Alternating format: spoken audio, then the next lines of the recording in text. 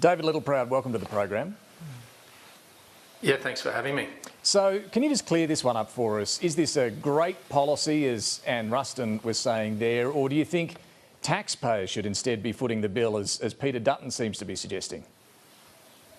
Yeah, we all want cheaper medicines, but we've got to appreciate this is a fundamental change to the way that medicines are paid for. You've got to appreciate, in this country, the type of medicines and the price of those medicines is regulated. And so to make sure that there was a business model that mum and dad chemists and pharmacists around the country undertook, is they were paid an $8 dispensing fee. And so if you change that business model by going from 30 to 60 days, then that has a fundamental change on those small businesses. And particularly for those young ones that have just got into this, they now have a lot of debt with their houses and employees that they have to pay for, and those at retirement have just seen their asset, their superannuation, which is their business, dwindle away without proper consultation. And so what we're saying is this is an opportunity to sit down and get this right, because of the unintended consequences, particularly for us in regional Australia. You've got to understand there's over 400 pharmacies. That is the last line of primary care for rural and remote Australians. If they leave, then we have nothing. And let me tell you that if they stay, they're not probably going to be able to sell it to anybody, because no one's going to want to go out there and start up a pharmacy. So this is the challenge where we just think the government should stop, should pause, and should talk to the pharmacists. There are ways through this, and the Pharmacy Guild has been trying to engage with the government to get a common sense solution around a phase-in about shared risk, shared responsibility on this. But the unintended consequence, unfortunately, is us in rural and regional Australia. It's our well-being. This isn't about politics. This is actually about our well-being. We've already seen our doctors being ripped out of us because of the change of foreign doctors being allowed to work outside rural and remote areas. And now if we lose this, we lose our last line of primary care. There will be perverse health outcomes, and I fear regional and rural Australians' lives will be put at risk. Well, I'll come to that risk that you talk about there, but you also referred to shared responsibility in that answer. Can I just be clear on this? Are you saying taxpayers should be compensating pharmacists, paying some of the tab here? Well, we already are, David, and when we look to actually make sure that we took cost of living pressure off childcare, we didn't ask for childcare providers to pay for that in terms of the subsidies that were provided. But I think what the Guild and pharmacists in general have been asking for is common sense solution of sharing that risk about how we get to a model whereby there is actually levers, policy levers, like scope of practice, that allows pharmacists to do more and what they're actually trying to do at university. That just makes sense, and that actually requires some support from the states, and credit where credit's due. I think Mark Butler has grabbed that baton, but we need to continue to accelerate that, because that then opens up the business model for pharmacists to be able to continue to have other income streams. Otherwise they go into things like Webster packs that have a perverse outcome for aged care and Indigenous Australians. So this is where the government, we're saying to them, over the next 3 weeks, please put the arms down. Let's not fight with the Guild. Let's sit in a room and let's get a phasing model with shared risk, shared responsibility and options to make sure that we have a viable pharmacy sector. These are mum and dad businesses. These aren't big corporations. These are mum and dad businesses. And for us in the bush, these are in many cases our last line of primary care. Okay, so not necessarily government paying that dispensing fee, but giving pharmacists the ability to take on more other work, like prescribing medicines. I think there can be a mixture of both, Dave, and I think there's another pharmacy agreement that's due, and the government, the 8th pharmacy agreement, that could be brought forward, sitting around the table, but working through and understanding there's opportunities to share that risk, share that cost burden. But it's like childcare. We didn't ask childcare providers to pay for the $4.7 billion worth of subsidies, but you're asking mum and dad businesses to have to bear that cost, and at an arbitrary date of the 1st of September. Just before we move on, this will take effect now from 1st of September. Parliament won't sit until after that. So just to clarify, will you seek to reverse this when Parliament's back and push medicine prices back up? if the government hasn't sat down and worked with the pharmacies around how they can actually work through this and phase this in a responsible way that protects the business model of pharmacists that actually made business decisions predicated on the model that we have here, where prices of medicines are regulated, and that $8 was part of that business model, that they've made investment decisions. They've made employment decisions of people that they're employing today predicated off that. You would put those medicine prices back up for... I mean, what would you say to someone with diabetes or Parkinson's? You're willing to put their price back up? David, we would rather not have to go back to the Parliament, but unfortunately the government hasn't sat down with the Guild in a constructive way in which they've tried to engage in, and we're saying to them, please, this is above politics. This is about the well-being of people, particularly in rural and remote Australia, that may have nothing. Right. And I get it might sound great to have a few dollars in your pocket living in Canberra and you can run from one suburb to the next to see a pharmacist. But just think in some of my towns that I represent, they could be 400 or 500 kilometres away from any primary care, let alone get cheaper medicines. So we're just saying, please, this is an opportunity for political leadership, for political courage and common sense. Let's turn to renewable energy. I'm keen for your thoughts on the growing concern in the regions amongst farmers in particular about the impact of transmission lines that are required for big wind and solar projects.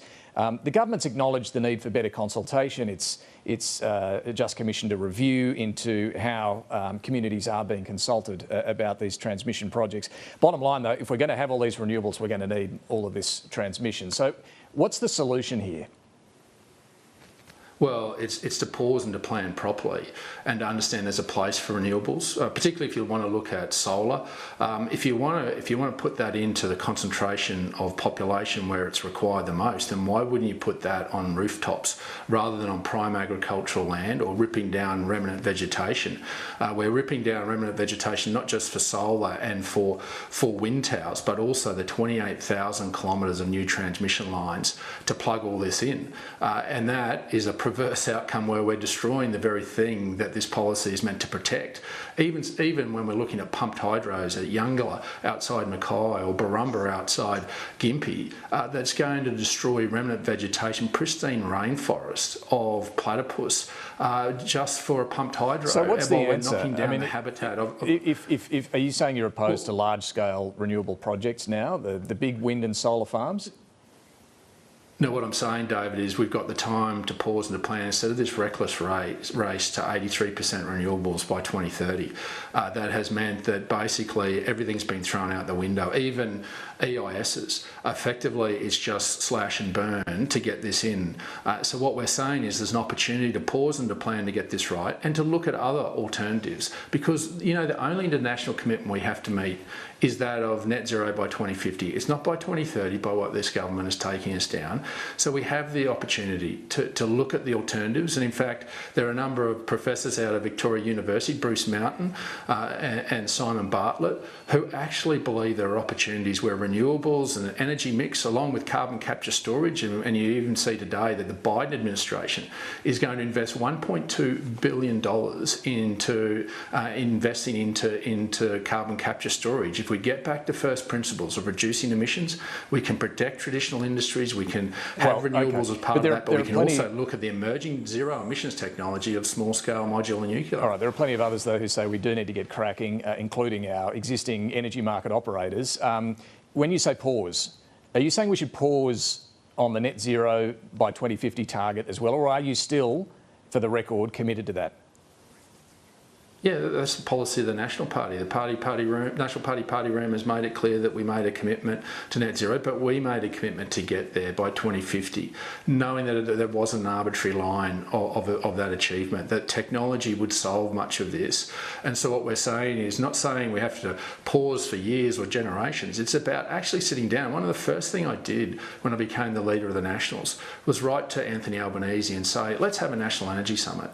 Let's, as political leaders, come together with unions, with industry, with the energy sector itself, and let's plan this properly. Let's look at the emerging technology that we can cast our mind to, particularly here in this country, where we have sovereignty of all our resources, that we can look over the horizon and make sure we're making the right investments without the unintended consequences. So we're not saying let's put this on pause forever. We're saying let's just use some common sense. And I thought that it was an opportunity for political leadership, not just for me, but for Peter Dutton and for Anthony Albanese to come forward and to look at solutions like emerging technology in net zero, small scale modular nuclear. And we didn't do it for the 9 years we were in government, because while the Nationals have believed in this emerging technology, the Liberals weren't.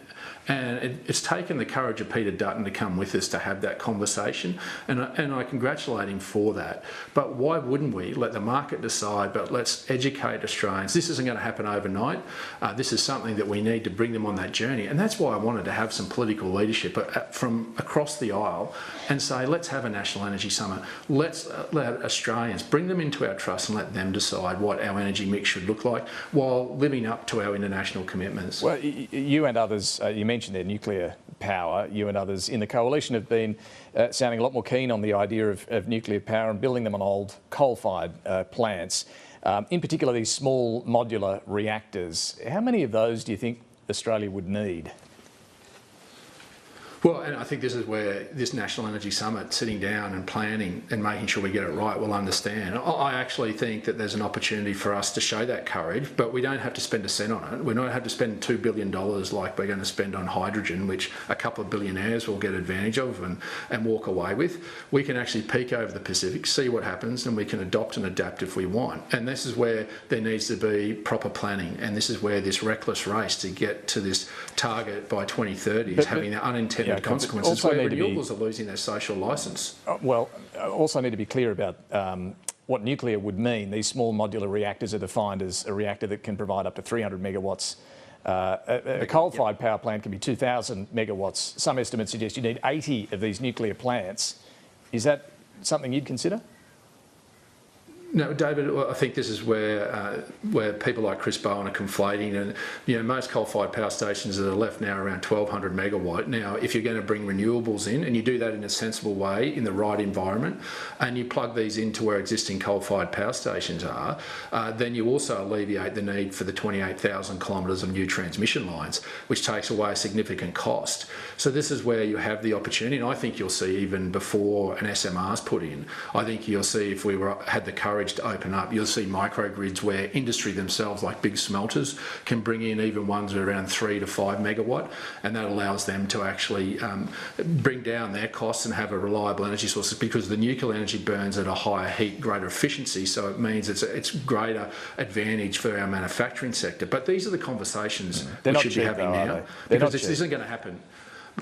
Well, Nor's renewables, David, when you've got to plug in 28,000 kilometres of transmission lines and you're destroying natural habitat to plug them all in. So let's have an honest conversation. Even the Gen Cost report that Chris Bowen was brandishing around fails to acknowledge the 28,000 kilometres of transmission lines. This is why we should take the politics out of this, have a National Energy Summit, bring the experts in, and I may be proved wrong. But I've got the courage and my conviction to stand forward as a political leader in this country and say, let's actually try and work this out together so that we can move forward together with what we should have is reliable, cheap energy that's reducing our emissions. A couple of other things on the Voice to Parliament. David Littleproud, what's wrong with listening to Indigenous Australians when designing laws that affect them?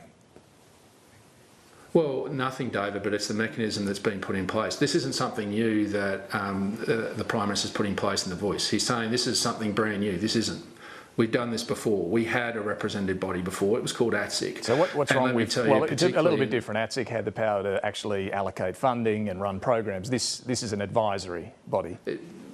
No, again, David, the problem comes from the lived experience we have, and it might work in suburbs, in capital cities. But when you're talking about representative bodies in rural and remote Australia, you're talking about hundreds of thousands of square kilometres, hundreds of different diverse communities that have different challenges and different needs. So what's wrong with listening to them? What's wrong with listening to them? Well, nothing, David, and that's why I'm saying there needs to be a 2023 intervention. That intervention needs to be with the bureaucracy.